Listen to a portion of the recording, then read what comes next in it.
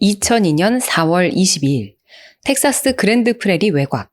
한 운전자가 버려진 건물 옆을 지나고 있었습니다.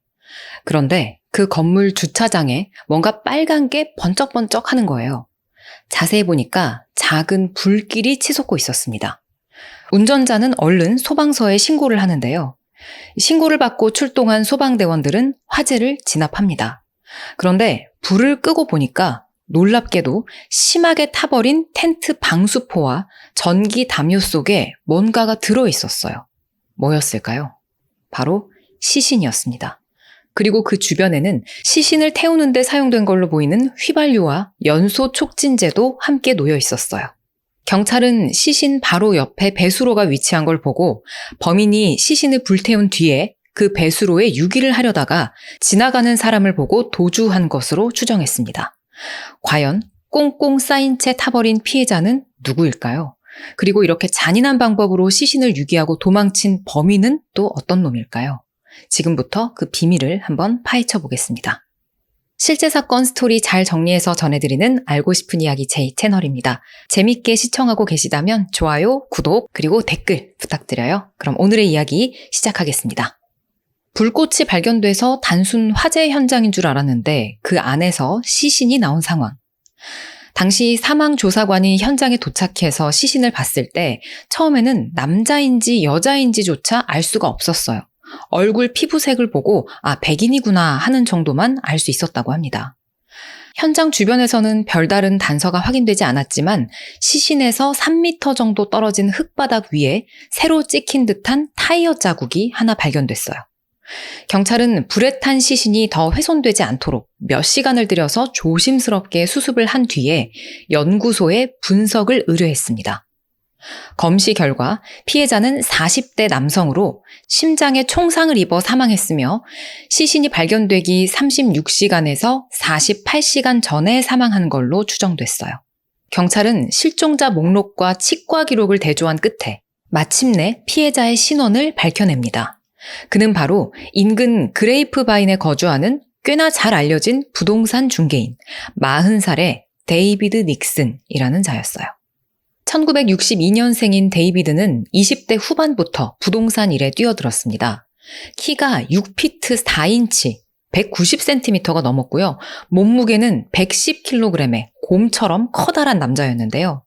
이런 큰 체격에 누구와도 쉽게 잘 어울리는 성격, 거기다 진심을 다하는 태도와 뛰어난 말솜씨 덕분에 데이비드는 금세 이 업계에서 두각을 나타냈어요. 일을 시작한 지 얼마 되지 않아서 그는 댈러스 외곽의 고급 주택들을 전문으로 다루는 최상급 중개인으로 자리를 잡게 됐죠. 그의 친구들은 농담 삼아서 데이비드라면 잠수함에도 방충망을 팔 수 있을 거다라고 말하곤 했습니다. 그 정도로 고객을 관리하고 거래를 트는 능력이 뛰어났던 거예요. 1999년 28살의 데이비드는 도나라는 여성과 결혼을 합니다. 그리고 그 이듬해 아들 니콜라스가 태어났어요. 예쁜 아내, 귀여운 아들, 그리고 안정적인 수입까지. 이 데이비드의 삶은 모든 것이 완벽해 보였습니다. 그러나 안타깝게도 그 행복은 오래가지 않았어요. 데이비드는 결혼 5년 만에 승무원인 리사라는 여성과 부적절한 관계를 맺은 사실이 드러나면서 아내인 도나와 이혼을 하게 됩니다.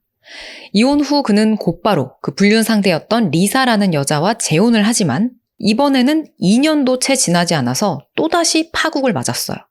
그런데 놀라운 건 리사와의 이혼이 완전히 정리도 되기 전에 이 데이비드가 또 다른 여성, 27살의 회계사 트레이시라는 여성에게 또 마음이 끌렸다는 점이었습니다. 자료를 찾아보면 트레이시가 본인을 회계사라고 여기저기 소개를 하고 다닌 것 같은데 사실은 진짜 회계사가 아니고 회계 수업을 수강한 거였다라는 얘기가 있더라고요. 아무튼 데이비드는 끈질기게 트레이시를 쫓아다녔고 결국 그녀는 그의 마음을 받아줬어요. 이렇게 두 사람은 교제를 시작합니다. 그로부터 얼마 지나지 않아 트레이시는 직장을 그만두고 데이비드와 함께 새 집을 구입해서 동거를 시작하는데요. 데이비드는 새로운 연인 트레이시에게 렉서스 차도 사주고 함께 크루즈 여행도 다녔어요. 하지만 이번에도 달콤한 시간은 오래가지 않았습니다. 문제는 바로 돈이었어요. 데이비드는 돈을 많이 벌긴 했지만 그 이상으로 사치스러운 생활을 즐겼습니다. 거기에 첫 번째 결혼해서 낳은 아들 니콜라스의 양육비도 되고 있었고요. 심지어는 도박에까지 손을 대면서 그는 점점 더 빚더미에 올라앉게 됐어요. 윤택하고 로맨틱한 데이트를 즐길 때나 좋았지 이제는 상황이 전혀 달라졌죠. 차가운 현실 속에서 데이비드와 트레이시, 이 두 사람은 자주 다투기 시작했어요. 그 갈등이 점점 커져서 때로는 심한 몸싸움으로까지 번졌습니다. 그렇게 위태롭게 이어지던 관계는 동거 4년 만인 2002년 봄, 결국 두 사람이 각자의 길을 가기로 합의를 하면서 막을 내리게 됩니다. 그런데 두 사람의 이별 과정에서 문제가 발생했어요. 사실 데이비드는 과거에 세금을 체납한 적이 있어서 혹시라도 정부가 자기 재산을 차압할까봐 두려워 동거하던 집을 트레이시 명의로 구입했었거든요. 그런데 두 사람이 관계를 정리하기로 하면서 이 집 문제로 둘의 의견이 완전히 갈리게 된 겁니다. 데이비드는 지금 집값이 50만 달러로 올랐으니까 이걸 팔아서 그 중에 일부만을 트레이시한테 위자료로 줘야겠다. 이런 생각을 하고 있었어요. 반면 트레이시는 이 집 내 명의 내 소유잖아. 누구 맘대로 팔긴 뭘 팔아. 내가 그대로 이 집의 소유권을 유지하면서 계속 여기 살겠다. 이렇게 주장을 합니다. 그렇게 집의 소유권 문제로 갈등이 심해지던 2002년 4월 9일. 데이비드는 집에 들어가려고 하다가 집의 열쇠가 바뀐 사실을 알게 됐어요. 순간 화가 치밀어 오른 그는 곧장 경찰에 신고를 하고는 저기요, 이 집 사실은 제 집인데요. 제가 멍청하게도 아내 이름으로 등기를 했어요. 지금 이혼 조정 중인데 저 여자가 열쇠를 바꿔서 절 못 들어가게 막고 있습니다. 라며 억울하다고 호소를 합니다. 경찰이 두 사람의 다툼을 중재하자 문제가 커지길 원치 않았던 트레이시는 결국 데이비드를 그냥 집 안으로 들어오게 했고요. 그날은 별다른 충돌 없이 상황이 마무리됐어요. 그로부터 열흘 뒤인 4월 20일, 데이비드의 첫 번째 아내 도나가 데이비드가 아들의 야구 경기는 물론 함께 하기로 했던 저녁 약속에도 나타나지 않고 전화 연결도 되지 않자 뭔가 이상함을 느꼈습니다. 두 사람은 이제 사실 이혼한 사이로 그냥 남남이었지만 도나는 전 남편을 누구보다도 잘 알고 있었어요. 그가 비록 바람을 피우고 자기한테는 아주 좋은 남편은 아니었지만 데이비드가 자식만큼은 누구보다도 진심으로 사랑했고 무슨 일이 있어도 아이하고의 약속만큼은 반드시 지키는 사람이었거든요. 결국 걱정이 된 도나는 어쩔 수 없이 데이비드의 동거녀인 트레이시한테 전화를 걸어서 그의 행방을 물었습니다. 그러자 트레이시는 글쎄요, 데이비드 원래 밖에서 그냥 친구들하고 놀면서 시간 보내기도 하고 도박이나 매춘 같은 걸 하면서 며칠씩 집을 비우기도 하잖아요. 아니면 혼자서 어디 휴가라도 떠난 거 아닐까요? 라고 되물으며 대수롭지 않게 여기는 듯 했어요. 하지만 이 말을 들은 도나는 오히려 불안감이 더 커졌습니다. 이전에 데이비드한테서 들은 말이 있었거든요. 그녀는 곧바로 경찰서를 찾아가서 데이비드의 실종을 신고하며 이런 말을 합니다. 데이비드가 최근에 트레이시가 자신을 죽일지도 모른다고 불안해했어요. 이번 실종은 분명히 트레이시하고 관련이 있을 거예요.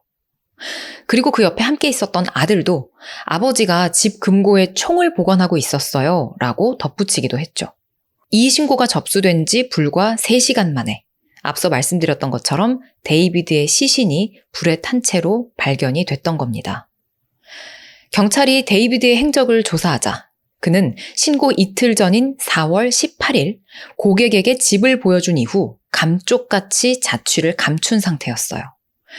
경찰은 동거녀 트레이시를 찾아가서 데이비드의 사망 사실을 알리고 4월 18일 이후 그녀의 알리바이와 두 사람의 관계에 대해서 질문을 합니다.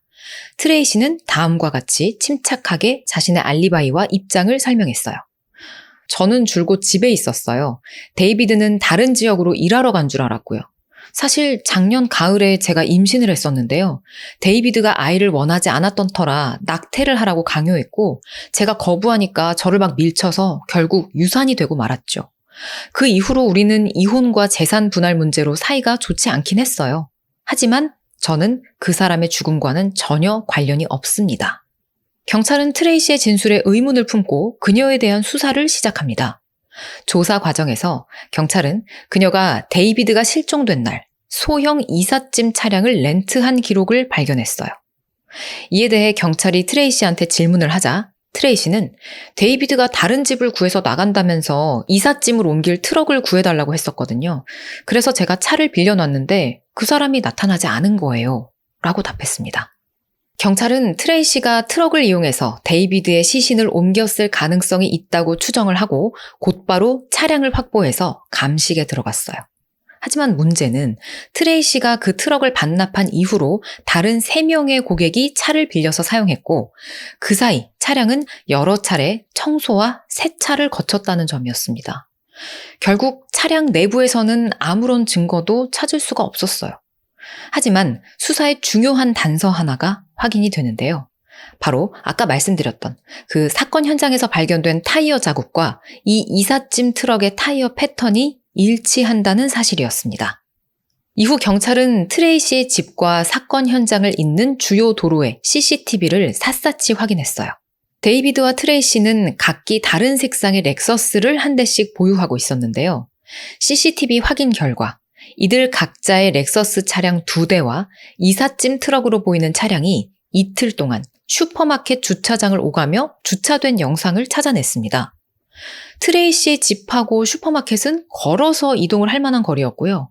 이 3대의 차량 모델과 색상이 모두 각각 데이비드 차, 트레이시 차, 그리고 이삿짐 트럭과 일치하는 것을 고려했을 때 아마도 이틀 동안 차를 바꿔 타고 다니면서 슈퍼마켓에 주차를 한 운전자는 트레이시일 가능성이 매우 높았어요. 하지만 아쉽게도 카메라의 위치가 너무 멀어서 차 안에 있는 운전자의 얼굴까지는 식별을 할 수가 없었습니다. 경찰은 주차장에서 발견된 데이비드의 차량도 꼼꼼히 살펴보는데요. 여기서 더욱 의심이 갈 만한 정황이 발견돼요. 그의 차 운전석이 데이비드의 큰 키에 맞지 않게 앞으로 당겨져 있었거든요. 이로써 트레이시에 대한 경찰의 의심은 점점 더 커져가는데 이러한 의심을 품고 탐문 수사를 이어가던 경찰은 한 청소용품 가게에서 흥미로운 진술을 하나 확보하게 됩니다. 트레이시로 추정되는 여성이 이 청소용품 가게로 와서 제가 집에서 생선을 다루다가 피가 튀었는데요 라며 이 피 튄 자국을 제거하는 방법을 물어봤다는 거예요. 가게 직원은 염산을 추천해줬는데 그 제품은 그 가게에서는 팔지 않았죠. 그래서 다음 날 앞서 말씀드렸던 그 CCTV에 차들이 찍힌 그 슈퍼마켓에서 트레이시로 추정되는 여성이 그녀의 고객 포인트 카드를 이용해서 염산을 구입한 기록이 발견된 겁니다. 자, 트레이시의 차가 CCTV에 찍혔고 트레이시에 대한 목격 진술도 나왔고 이제는 트레이시의 고객 포인트 카드 사용 기록까지 포착이 된 거예요. 퍼즐 조각이 하나씩 맞춰지듯 트레이시가 범인일 가능성이 점점 확실해지고 있었어요. 하지만 결론은 어떻게 나는지 끝까지 영상을 확인해 주세요. 경찰은 이러한 정황을 근거로 압수수색 영장을 발부받아서 트레이시의 집과 차량에 대한 수색을 시작합니다. 하지만 집안 그 어디에서도 혈흔이나 총기 같은 결정적인 물증이 나오지 않았어요. 그런데 사체 탐지견이 집안 특정 가구 앞에서 갑자기 막 심하게 반응을 보입니다. 그게 바로 소파였어요. 이 소파에서 무슨 일이라도 벌어졌던 걸까요? 또한 트레이시의 집 안에 있던 전기담요가 사라진 채 조절장치만 발견이 됐고 기억하시죠? 시신이 전기담요에 쌓여서 발견이 됐잖아요. 그리고 침대의 박스 스프링과 매트리스가 일치하지 않는 점도 포착됐습니다. 데이비드의 2번째 아내 리사는 경찰 조사에서 저 매트리스는 전에 우리 집에서 사용하던 게 아니었어요 라고 증언을 했어요. 경찰은 트레이시가 범인임을 확신했지만 수사팀 내부 의견에 따라 다른 범인의 가능성도 열어두고 수사를 이어갔습니다. 데이비드는 생전에 거액의 사망보험에 가입이 돼 있었는데요. 그 수혜자는 첫 번째 아내인 도나와 이들의 아들이었습니다.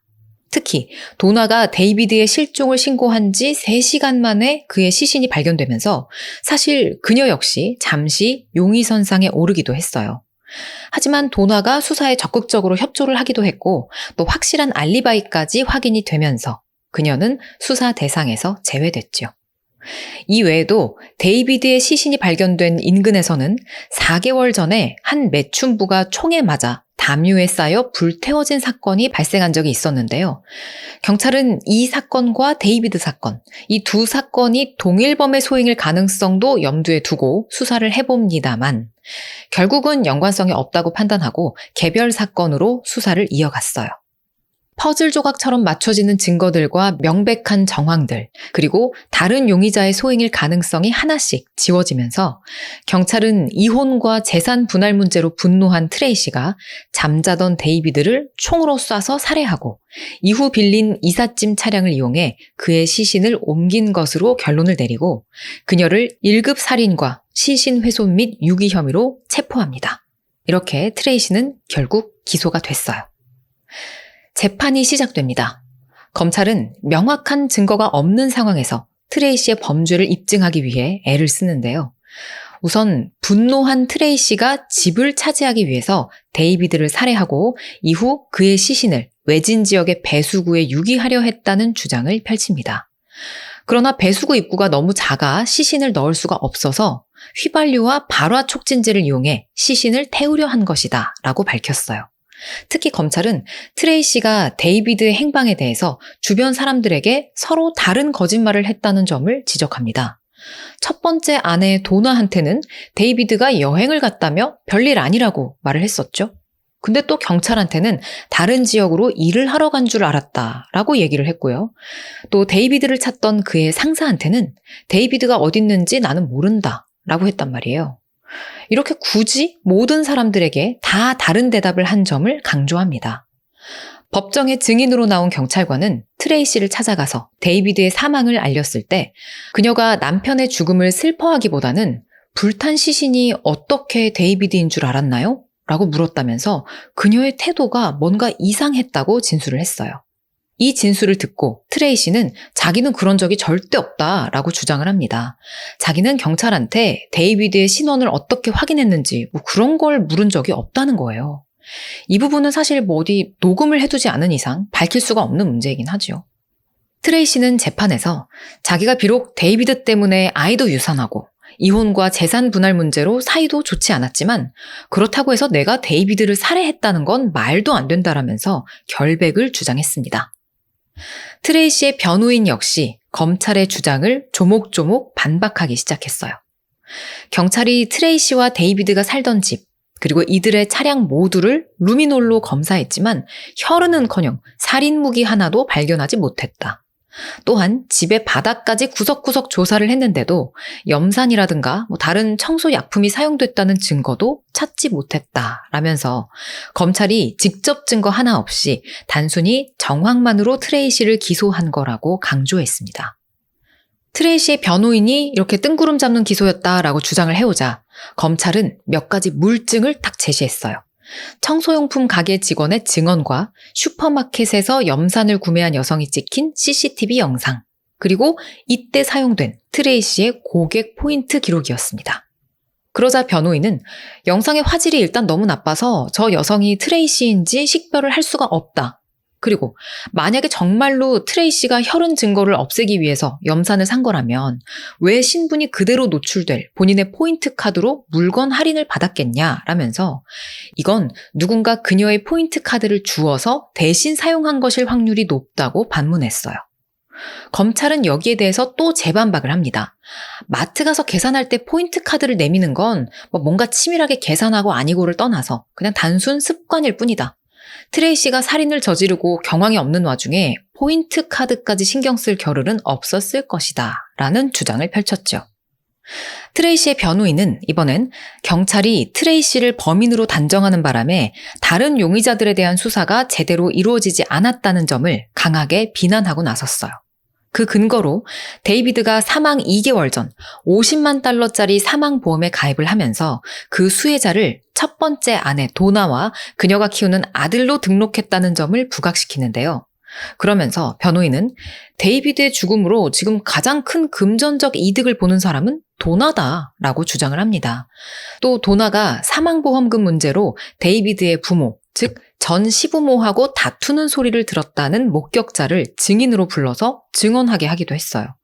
또한 데이비드가 사실 매춘부들이랑도 관계를 맺어왔고 도박 마비까지 있지 않았냐 하면서 금전적 문제나 다른 위험 요소들에 얽혀서 사고가 발생했을 가능성도 제기했습니다. 더 나아가 데이비드가 평소 거액의 현금을 소지하고 다녔던 점을 근거로 돈을 노린 강도의 소행일 수도 있다고 이렇게 여러 가능성들을 언급했어요. 이 외에도 사건 현장에서 불과 90여 미터 떨어진 공원에서 데이비드의 시신과 비슷하게 방수포에 쌓여 불에 탄 다른 시신도 발견이 됐다며 또 다른 범죄자에 의한 연쇄 범행 가능성도 제시를 합니다. 마지막으로 데이비드가 실종된 날 그가 만나기로 했던 제리 보웰이라는 친구가 있는데 그 사람이 과거 데이비드로부터 돈을 빌린 적이 있었다는 점을 들면서 혹시 금전 문제로 그 친구와의 사이에서 발생한 사고일 수도 있지 않겠냐 하고 주장했어요. 이 주장이 제기되자 데이비드의 친구 제리라는 자가 증인으로 출석을 하게 되는데요. 그는 작년 겨울 크리스마스 직후에 이미 돈은 다 갚았고 그날은 그냥 데이비드하고 술 한잔을 하기로 했던 거다. 하지만 시간이 늦어서 직접 만나진 못하고 전화로만 잠깐 이야기를 나눴다. 그게 마지막 통화가 됐다라고 증언했습니다. 자, 이렇게 치열한 법정 공방 끝에 마침내 심리가 종료됐습니다. 최후 변론에서 변호인은 검찰이 증거로 제시한 타이어 자국은 트럭에서 흔히 사용되는 모델이며 트레이시가 찍혔다는 그 CCTV 화면 역시 인물 식별이 전혀 되지 않는다고 강조했어요. 집과 차, 사건 현장 어디에서도 트레이시가 범인이라는 직접 증거는 나오지 않았다는 점을 끝까지 지적했죠. 하지만 배심원의 판단은 달랐습니다. 직접 증거가 부족하긴 했지만 트레이시가 데이비드의 행방에 대해서 각기 다른 말로 여기저기 대답한 점, 그리고 유산한 것과 관련해서 트레이시는 데이비가 자신을 밀쳐서 유산된 거라고 주장을 했지만 실제로는 스스로 낙태를 했다는 점, 현장에서 발견된 타이어 자국과 트럭의 타이어가 일치한다는 점, 염산과 청소용품을 구입한 여성이 구매 당시 트레이시의 포인트 카드를 사용한 점들을 근거로 2005년 3월 배심원단은 그녀의 1급 살인 혐의에 대해 유죄 판결을 내렸어요. 이에 재판부는 그녀에게 40년 유기징역형을 선고했습니다. 트레이시는 교도소에 수감되어 있는 내내 자신에게는 죄가 없다면서 억울함을 호소해 왔는데요. 그녀는 올해, 즉 2025년에 형기의 절반을 마치면서 가석방 신청 자격을 얻게 될 것으로 알려져 있습니다. 과연 이 부분은 또 어떻게 이야기가 전개될지 궁금해지는데요. 여러분은 이 재판 결과에 대해서 어떻게 생각을 하시나요? 이 사건은 사실 정황 증거만으로 유죄 판결이 내려진 그런 사건인데요. 이야기를 쭉 듣고 표면적으로 보면 트레이시가 가장 유력한 범인이라는 점은 분명해요. 하지만 몇 가지 의문은 여전히 남습니다. 데이비드가 덩치가 되게 크다 그랬잖아요. 근데 여자 혼자서 이런 덩치의 남자를 제압했거나 옮겼다는 점. 총을 쐈다고 하더라도 현장 어디에서도 혈흔이나 그 흔적이 발견되지 않았다는 점. 또 염산이나 특수세제를 사용했다고 해도 그 흔적을 완전히 지운다는 것은 사실상 불가능하다는 점. 그리고 다른 범행 가능성들이 너무 일찍 배제되거나 제대로 조사가 되지 않았다는 점 등인데요. 때문에 재판은 끝났지만 퍼즐의 마지막 한 조각이 아직 맞춰지지 않은 그런 찜찜한 느낌이 들기도 합니다. 여러분의 다양한 의견도 궁금해지는데요. 오늘의 사건 이야기는 여기까지입니다. 이 사건 보면서 제가 제일 신기했던 점은 두 번째 리사까지도 그렇다 쳐. 세 번째 트레이시는 대체 데이비드의 마음을 왜 받아준 걸까? 첫 번째 아내랑 이혼하고 바람 펴서 두 번째 리사하고 결혼했다가 또 자기한테 홀랑 반해가지고 이렇게 온 남자를 여러분 같으면 사귈 수 있으세요? 전 절대 못 사귈 것 같은데. 또 나랑 사귀면서 또 다른 여자한테 갈 것 같잖아요. 게다가 저렇게 아무렇지도 않게 매춘도 하고 도박도 하잖아요. 이렇게 알고 있었을 정도면 어떻게 같이 살았지? 싶기도 합니다. 진짜 조건만 보고 돈만 봤을까요? 그리고 이거는 사건이랑은 관계가 없는 얘기인데 한 가지 좀 신기했던 게 도나가 트레이시한테 연락을 했다 그랬잖아요. 근데 번호를 어떻게 알지? 별거 아닐 수도 있는데 저는 그게 되게 신기했어요. 그러니까 나랑 헤어진 나의 전 남편이 같이 살고 있는 지금의 현재 동거녀의 전화번호를 어떻게 알고 있냐고. 너무 쓸데없는 궁금증인가요? 저는 아무튼 그게 좀 신기했고, 이 트레이시가 경찰이 본인 남편분 사망하셨습니다 이렇게 얘기해줬을 때 그 불탄 시신이 데이비드인 줄 어떻게 하셨어요? 이거 물어봤다 그랬잖아요. 만약에 이 이야기를 영화로 만든다면 전 이 부분이 가장 소름 돋을 것 같아요. 그게 데이비드인지 어떻게 하셨어요? 이렇게 물어보는 장면이 너무 무서울 것 같고, 또 요거는 약간 사건 번외로 제가 한 가지 알게 된 사실인데, 트레이시는 롤랜드라는 남자하고 그레이프바인 지역에서 오랜 친구로 지내다가 체포된 이후에, 그러니까 트레이시가 체포된 다음에 이 롤랜드라는 남자랑 연인으로 발전을 했어요. 다들 환승 연애를 밥 먹듯이 하는 것 같아요. 이 롤랜드라는 남자하고 약혼까지 합니다. 이 롤랜드 테일러라는 남자는 치과 의사인데 뭐 자기 여자친구니까 당연한 거겠지만 트레이시를 되게 두둔해요. 모두가 이 여자가 진짜 못된 여자라고 말하지만 사실은 정반대입니다. 막 이런 말도 하고요. 또 데이비드가 그녀한테 엄청난 빚을 졌으니까 그를 살려두는 게 트레이시한테는 마땅한 일이었을 거예요. 그러니까 트레이시가 죽인 게 아니었을 거예요. 라면서 트레이시가 그 매장 CCTV 카메라에 찍힌 여성이 아니라고 확신하고 있었다고 합니다. 근데 이게 사랑에 눈이 먼 건지 모르겠는데 꼭 이런 얘기들 전달할 때 보면은 이렇게 살인사건에 휩싸이고 누가 봐도 그 사람이 진짜 범인이 객관적으로 보면 맞는 것 같은데도 그 사람을 사랑하고 있는 사람들이라던가 그 사람을 만나고 있는 사람들은 그 사람이 그랬을 리가 없다 이러면서 눈 가리고 아웅처럼 다 자기 애인을 되게 믿는 것 같더라고요. 뭐 그런 믿음의 힘과 사랑의 힘도 참 대단한 거긴 해요. 세상 사람들 모두가 그 사람을 범인이라고 하는데 나만 그 사람 범인이 아닐 거라고 이렇게 믿는 것도 무슨 대단한 믿음인가 싶습니다. 저는 이 사건 보면서 확실히 트레이시가 범인이 맞을 거라고 생각을 했거든요. 다른 범죄 동기도 없고 또 여러 가지가 너무 아무리 그냥 정황이라고 할지라도 나머지가 너무 그냥 맞아 떨어지잖아요. 그래서 전 트레이시가 맞다고 보는데 재판을 하는 데 있어서 어쨌든 뭐 명확한 증거는 없었다. 이런 점들이 찜찜하다고는 하지만 저 개인적으로는 트레이시가 범인 같습니다. 여러분들의 생각 그리고 이야기를 시청하신 감상, 제가 아까 말씀드린 것처럼 약간 쓸데없는 얘기라도 이야기 중간에 드는 궁금증 이런 것들 다양하게 댓글에 남겨주시면 재미있게 읽어보도록 하겠습니다. 네, 여러분 오늘은 제가 다른 장소에서 촬영을 하느라고 사실은 마이크 제가 손으로 계속 들고 있었던 거였습니다. 마지막에는 약간 왼쪽 팔이 저렸는데요. 그럼 우린 다음 영상에서 만나요. 안녕!